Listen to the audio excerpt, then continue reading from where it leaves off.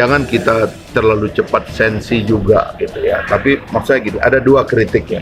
Kritik kepada yang berpidato dan kritik kepada yang mendengar pidato ya. Kritik kepada yang berpidato itu jangan terlalu romantis ya. Menjadi gubernur DKI itu adalah sebenarnya menjadi wali kota. Karena DKI itu bukan gubernur sebenarnya. DKI itu wali kota. Kenapa saya bilang begitu? Karena bupatinya dipilih oleh gubernur. Karena wali kotanya dipilih oleh gubernur. Jadi ini adalah kota besar. Konsepsinya itu adalah kota, bukan gubernur. Nggak ada pilkada lain di DKI ini padahal dia provinsi. Kalau di Jawa Barat bisa ada 80 pilkada lain di bawah gubernur. Di Jawa Timur mungkin ada 34 ya pilkada di bawah gubernur. Bupatinya merasa dipilih masing-masing.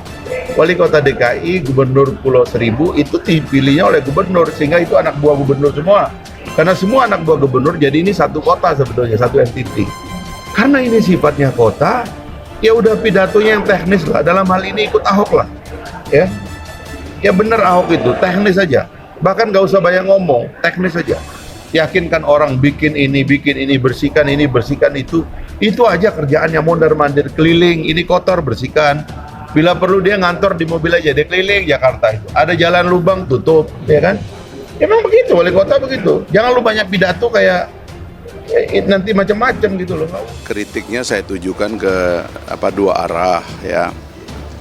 Kepada Anies Sandinya itu, ya dia kan wali kota kalau istilah saya ya. Karena gubernur DKI itu sebenarnya wali kota dia. Wali kotanya dia itu kayak lurah gitu.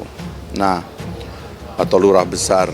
Nah, karena konsepnya kota ya proporsional lah gitu. Pidato itu jangan kayak Presiden Republik Indonesia ngomong sejarah ya kan, soal terlalu banyak hal yang kemudian menyebabkan ekspektasi orang itu menjadi bias gitu. Saya mengusulkan dia lebih teknis saja ya. Ya, kita mau perbaiki Jalan Sudirman Tamrin, kita saja memperbaiki Jalan Gatot Subroto, kita memperbaiki seluruh pelosok Jakarta, ya kan, dimanapun ada yang kotor kita akan sapu, kayak begitulah. Gitu.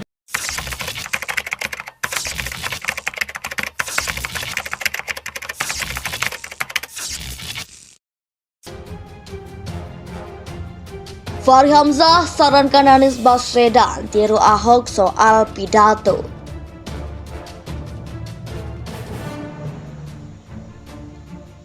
Wakil Ketua Dewan Perwakilan Rakyat Fachri Hamzah menyarankan Gubernur DKI Jakarta Anies Baswedan meniru mantan Gubernur DKI Jakarta Basuki Cahayapurnama alias Ahok.